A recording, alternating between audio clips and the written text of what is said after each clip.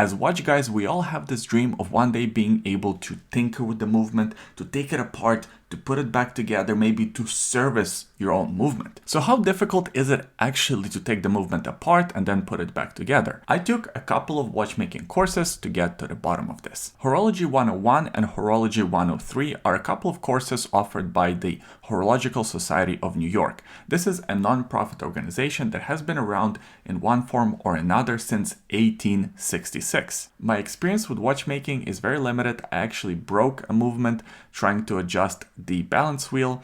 Since then, I haven't touched the movement itself.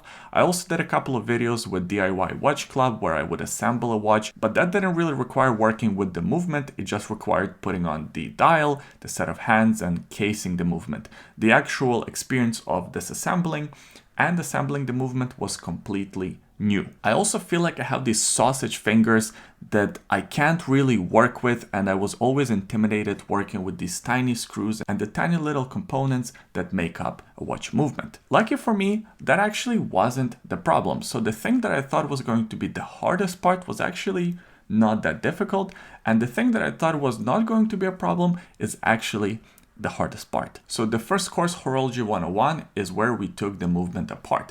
Not only did we take the ETA 6497 hand-wound movement apart, we also learned quite a few different things about different components of the movement, why certain components are there, what they do, and how to interact with them in a proper manner. The instructors were very knowledgeable and they walk you through each step of the process. They tell you which movement part to take apart at which time, how to unscrew it properly, how to hold the movement in the right manner, all these different things. And of course, the watchmaking benches were provided and all the tools were provided.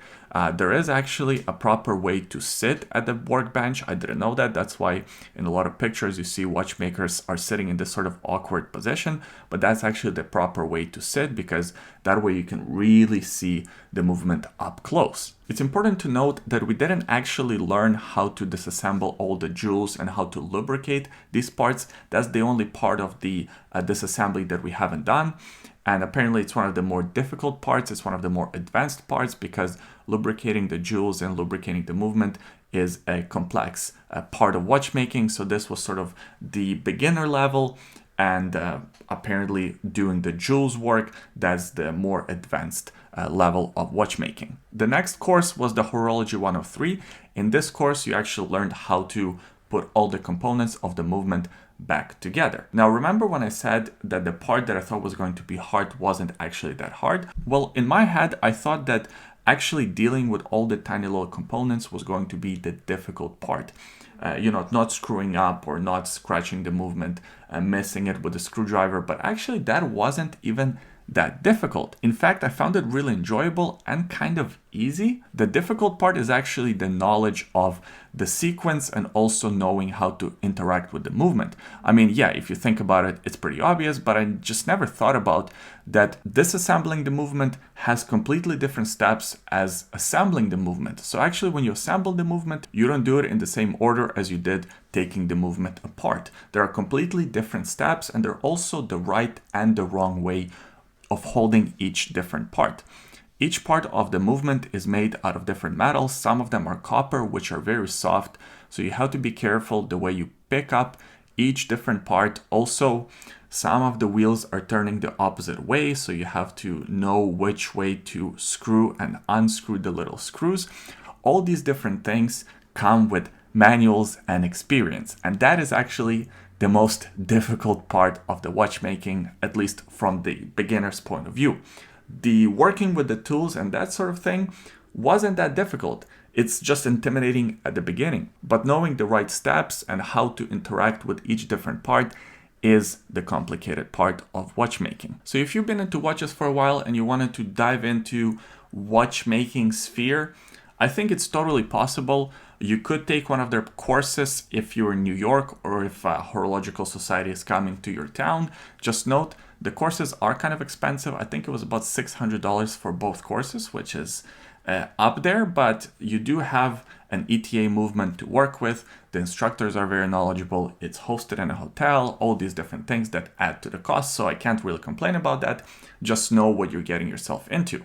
If you just want to get a movement itself and try to tinker with it, I think that's totally fine. Just get some good quality parts and also try to look up sort of tutorials / guides, maybe instructions on how to take the movements apart and how to put them back together. I know it sounds very simple when I say things out loud, but back before I took this course, in my mind, I thought, yeah, you just kind of take things apart willy-nilly.